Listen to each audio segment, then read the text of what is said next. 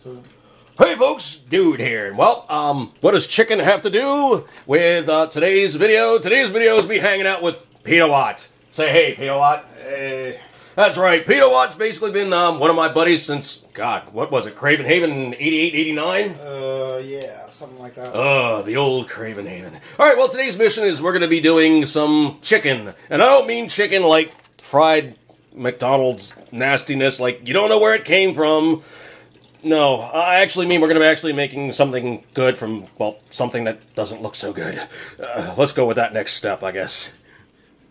Alright, folks, so we're now looking at step number 2, and, well, I'm going to let PetaWatt tell you about the old chicken torture device here. Essentially, it's just a hand grinder, correct? Yeah, $5 at the thrift store. So it's pretty old, but it's all there. So I found several of them, but they were missing the plate and the blade. And this one has the whole thing. And you were telling me you can take the blade and you can retrofit those. I mean, you like take it, you grind it like a certain way to make it actually work better. This has got to be absolutely flat. There's two sides, so one of them wears out. So if you do, you have to you should lap it, and you can lap it either on the using grinding pound, or you can use float glass, which is very flat, and put some sandpaper on the float glass and make a little oil. Hell, a little bit of wet, dry sandpaper probably work pretty good too. Yeah. So that has to be perfectly flat.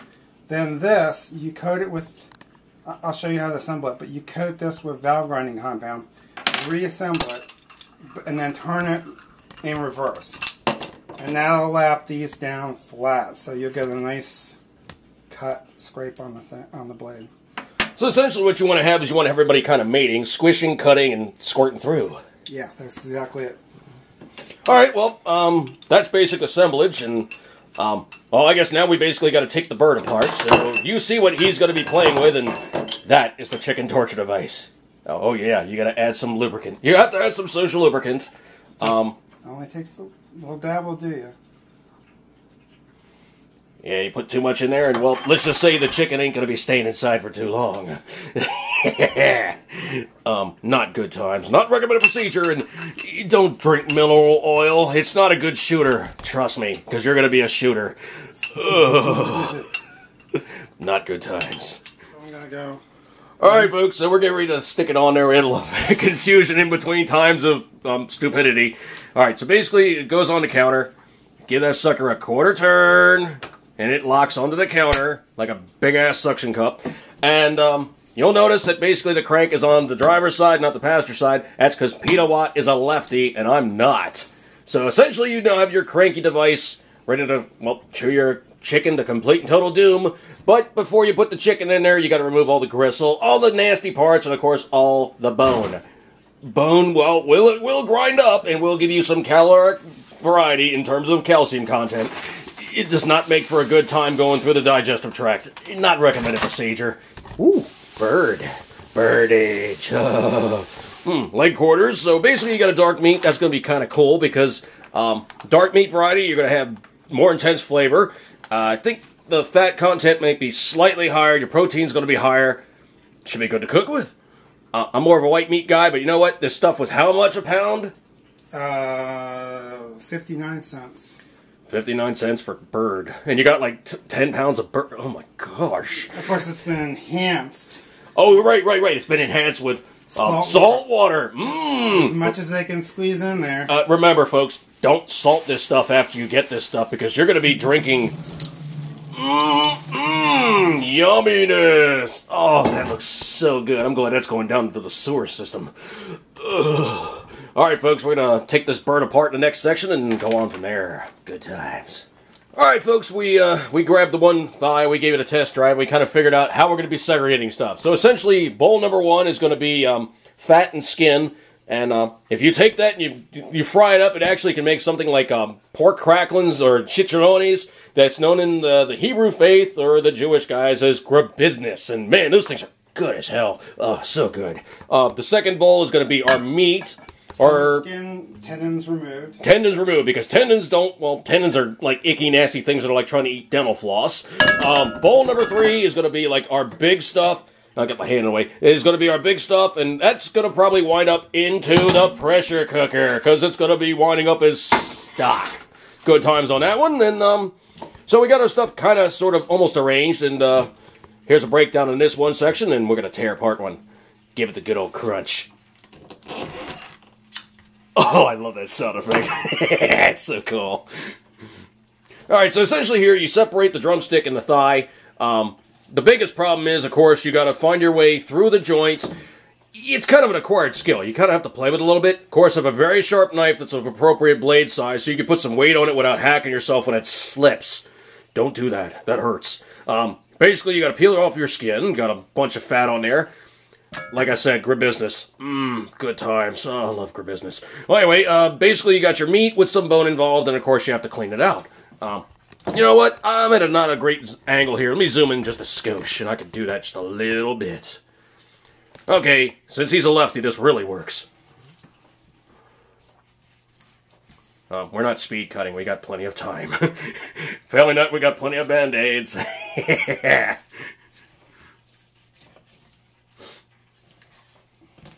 Have you done it a few times, you kind of get a feel for it. So there's a bone chunk right there. Yeah, like that whole thing about calcium supplements. Bone is not up there. It may be like a kneecap, wouldn't it? Bird kneecap. So that's pretty good. I got most of the time, I guess. So I'm going for quantity rather than speed. You don't like little bits of bone chip in my ground beef. No, I really hate that too. It's like you're eating a hamburger and you're like chomp, chomp, chomp, chomp, clink. Oh, so that's someone not doing their job right. Yeah, it's like that next bite. You're kind of looking at the burger, going, you know what? This isn't quite so appetizing as what it started out as. So again, then when I get the silver skin off and the tendons out. Yeah, silver skin basically is just like the stuff that you have in between muscle groups to keep the two of them from rubbing together. Really tough, really chewy, and when you try to eat it, it's like chewing on a rubber band. It's just not good times. It'll also pack up against the between the blade and the plate, and then you have to stop and clean it out. Dude, I eat ground beef. I've never played with grinders. But you know what? This is a learning exercise. This is good times. All right, now basically you got to tear apart the old drumstick. Now, the other thing, too, is, of course, all your fat content and stuff you probably could throw into your stock. The only downside is, that stuff you're probably just going to be spooning off the top, and it's really not going to add anything all that much. And, chickens are like lizards. They don't have a whole hell of a lot of fat to begin with. So these are very meaty leftover bones, and stock is going to be excellent. Stock. Now, you do, like, the classic Trinity, throw some celery, throw some lettuce, throw some onion in there? Yeah, either the French Trinity or the Cajun Trinity. I'm kind of thinking towards the Cajun myself. Yeah, it's celery, carrots, and missed one? No, I can't. Yeah. You can't remember the Trinity. Oh well. There you go, tendon.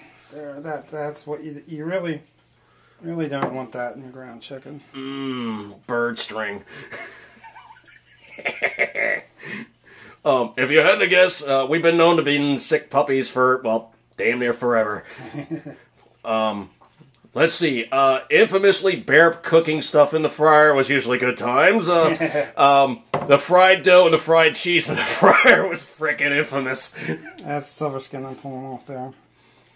Were you around for Dan doing the deep fried cheese?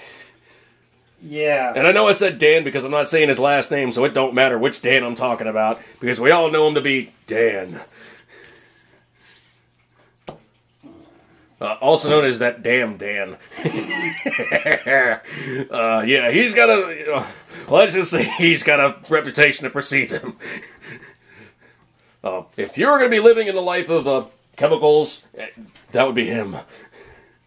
Alright, folks, I think we're now just basically doing breakdown, and we'll probably get started on the next one and go from there. Good times. Alright, we have gotten ourselves to the point where we have enough meat to actually throw through the grinder and see how it looks when we are done. Let me shift my angle a little bit so you can see the stuff oozing out, which should just be good times. If I replace this with a pulley, I want to get a push stick. Yeah, that's nothing great. I mean, you want to have a high-power motor with things being shoved in there. 7, 8, 9, 10, good. Yeah. High-power motor, no feed tray, no way to push it in. That equals ouch to me. But, you know, this is a lot of work. Not the way it is. Well, chicken's not exactly very tough either. Oh, I love the sound effects. Squish, squish, squish. Put some more in here. So basically, how old do you think this thing actually is? How old? Yeah. The meat itself? No, the grinder. The grinder, maybe Art Deco or... Ooh, it's oozing. Let's switch sides. Good It's times. like Great Depression, or maybe after that, I don't know. But yeah, just like you see in the movie, the way it comes out. There's not going to be any gristle or all in this stuff. It's going to be all high quality. Oh, that's badass, man. It looks like hamburger almost. Yeah, that's the idea. Now, like you could do this with venison or beef or whatever. Unfortunately, Bambi has not come home for dinner. Damn it. Our state is really a pain in the ass to hunt in, because it's easier to hit a deer with your car than to go out and hunt for a deer. Okay, so all the deer is in areas where it's not legal to hunt, because you have to have 10 acres or more.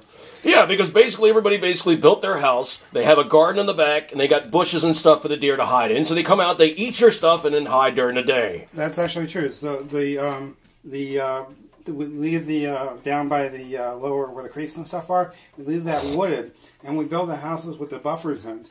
And that actually creates more deer habitat, because the deer are actually edge feeders. They live in the forest, and then they come out and they eat the grass. So when you're making the suburban homes, you're actually creating better deer habitat than before. Unfortunately, the 15 days of hunting, and you can't use effective modern firearms, and you need too many acres. So, if I hadn't said it before, our state sucks. I mean, just plain and simple, our state sucks. And if they're going to do any kind of stupid legislation to try to step on your gun rights, it happens in California, then it happens in Massachusetts, then it happens here in our state. And no Sunday hunting either. Oh, no Sunday hunting, because you might interrupt those churches going, those deer that go to church. Stupid. Welcome to my state of stupidity, but they seem to get reelected because this is full of a bunch of people that are beholden to the government because they work for the government. That's right, the seat of government is not real far from where we are right now. And I do mean not far at all. Alright, well, we basically have ground up some for demonstration purposes, and there comes a classic question. What do you do when you're running out of stuff to grind? Well, what were you saying there, Peta? Yeah, I heard that there's something we're trying, but I heard you shove in some bread, and that'll help clean out the last little bit. So here we go, give it a stab. And of course, don't keep your finger in the auger when you're grinding stuff. Absolutely not. But it kind of adds for something known as short finger syndrome. Yeah, you're okay if you're doing it by hand. Yeah, but you will be literally doing it by hand. And there we go. So that forces the last little bit of it out. That looks a little funny because it was swirl rye. It looks positively dag nasty, dude. I'll tell you what, I'm frying that up for lunch though. Okay, right. So basically you got a chicken sandwich all in one fell swoop. Yeah. All right. That does not look good, dude. That looks like you got like weevils or something. Next time I'll use Wonder Bread or something. Oh, great. Pick on the white bread.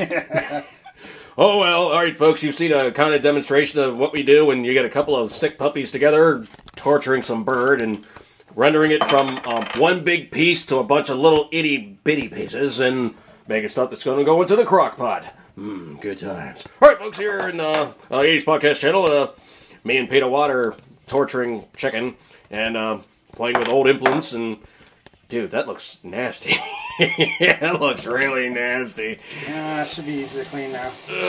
Well, good thing you got a garbage disposal. Unfortunately, I don't. You put a screen in there and you scoop it out, throw it in the trash. Alright, folks, here on 80s Podcast channel, I say see you, and we're probably going to do stuff like this again, so this isn't a one-shot stop, and no short stopping something, whatever, I'm babbling. Alright, folks, here on 80s Podcast channel, I say see you, and as always... Apparently we weren't done. We're back for a second helping because he just fired the frying pan and said, I got something I can do with this. So what are you going to do with this, dude? maggot burgers. Maggot burger. You know, it does kind of... Cook okay. What is that stuff? It's seasoned salt. Cajun Creole seasoning salt. Mmm. Tony who? That's kind of crazy. Seriously, it's the big thing, and it's like Old Bay around the New Orleans area. I guess I got somebody down in Louisiana to let me know that, you know, that's the real stuff. In terms of Old Bay, you get guys like Ammo Head, and man, he makes some pretty good stuff. All right, frying pan time. Is it hot? It's getting there. Yeah. It's an electric stove, folks. That means that you got no visible flame, and you find out it's hot the hard way. Is it hot? Do you sizzle? Yeah, you know it. Okay, I'm not going to show you this whole thing cooking this whole time, but you do have the point of concept. You've seen them take stuff from, like, okay, that form to that form to that form, and that's what he used. Adding that stuff and, of course, putting it in there. Is there anything I'm forgetting? I think we're just about lunchtime. Okay, now I think lunchtime. Wait a minute, I still got McDonald's leftovers. I think I got a hamburger or something. Oh well, here in the East Podcast Channel, for real this time. We're gonna say CN as always. CN of course as always.